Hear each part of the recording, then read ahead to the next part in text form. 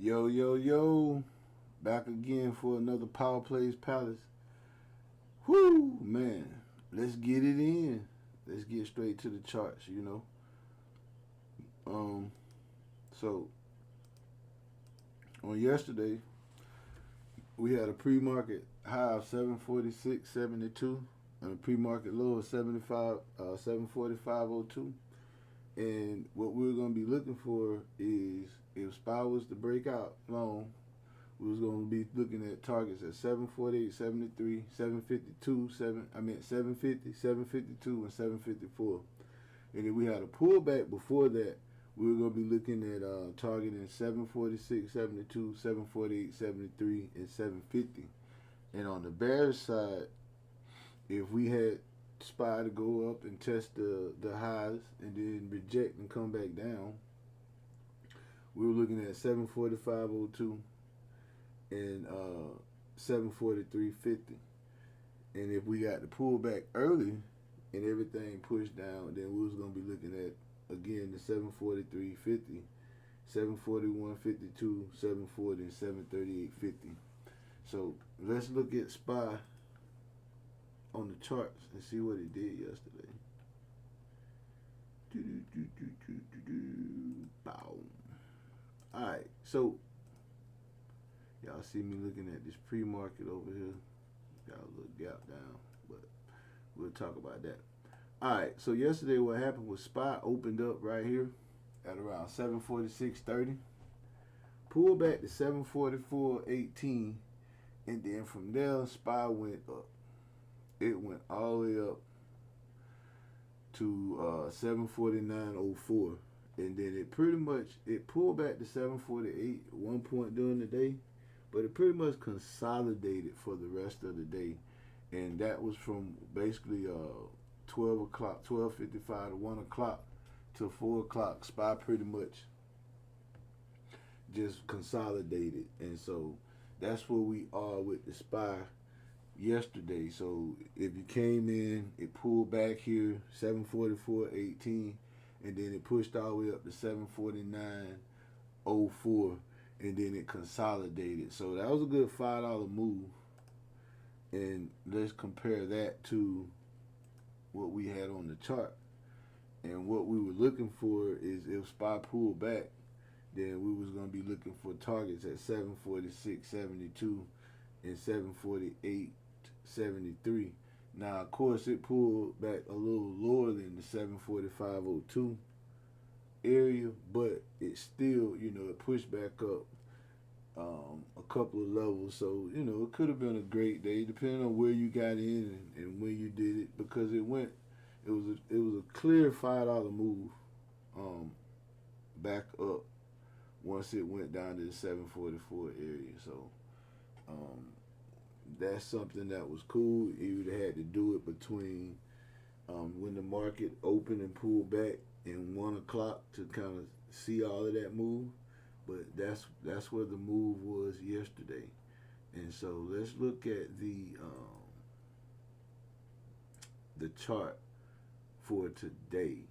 No, matter of fact, what we're gonna do, let's go into what SPY did yesterday. So SPY went in and it consolidated all night, and then it came down here. And once it came down to the bottom, it held up all night. It ended up closing at 748.06, so it held up pretty much all night. And then this morning, it opened up at 747.95. And then from there, that created a nice little gap, closing at 748 and then opening up at 745.51. So that was like a $2.50 gap. Then we go over and we see it came up and established at 747.10, pre-market high so far, and then it pulled down to where it is now at 745.05 as the pre-market low. So as you can see, based on the chart and everything that happened, let me zoom out so you can get a better. It basically still in that same range it was in on yesterday, because these levels all are happening between the high today, yesterday, and the low today from yesterday, and it's still in that same area. So we want to be mindful of that. It's 8:50 right now, so it's about 40 minutes before the market opens, but we still in that range. It went up, tried to push through, and then ended up back in that range, which leads me to our chart for today, where we have that pre-market high of 746.72 and the pre-market low of 745.02, and our previous day high 748.73, and our previous day low of hold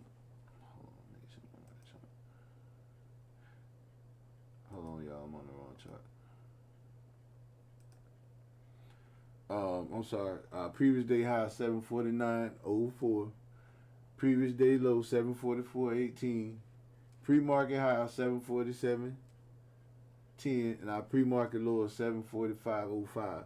Now I'm pointing that out because of where we currently are on the chart. I think all these levels are in play and need to be paid attention to because of what they represent.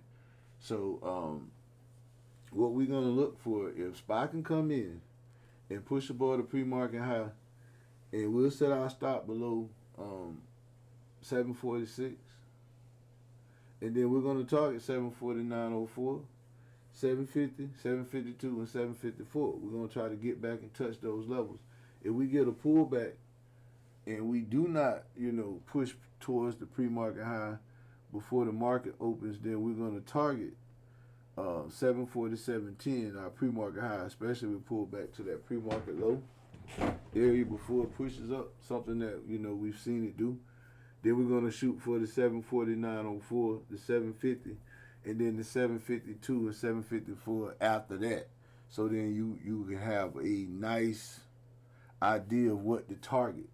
And on the bearish side, if we get a push up at this pre-market high, then we get a rejection, then we're going to target the pre-market low, try to stay out of that chop zone a little bit, and then 744.18. And if we get a push down below the pre-market low, we're looking at 742.50, 741, 739.50. And what we're going to try to do is we're going to try to stay consistent. Those chop zones, those places in between these levels, if you're not in a trade, I would advise anybody to just trade off your levels. This is not financial advice. These are ideas from somebody who trade, but these are my ideas. And I say, if I was giving a person advice, I would say, if you're not in a trade and it's in one of your chop zones, understand if you try to get in at that level where the chop zone is, in between those levels, that your profit margin is going to be smaller. You need to still be focused on when you're going to get out of that trade, and you have to understand that you might make less, but it's still based off your levels, because a lot of times you might jump in halfway through a move on one of your levels, and then when it gets to the level that you set that it was headed to, then you try to stay in, try to squeeze that extra little bit out, and then you get a reversal candle. Before you know it, you can't get your profit and get out. So I advise you, man, if you can get in and out, go ahead and jump in and out, do your work, and then the day Monday, Wednesday, Friday, they started that with the 3-day, with the options, kind of expiring on Monday, Wednesday, Friday with most of the big options and contracts. And so today being one of those days when option expires, you can get a $2-3 move can make a big difference depending on what contracts you're in. So that's something else to look forward to and pay attention to as the changes in the market and with everything going on around the world, because you want to try to make your profit and get in and out. But that's my spiel for the day. We're going to look at this chart real quick so you can see what I'm talking about.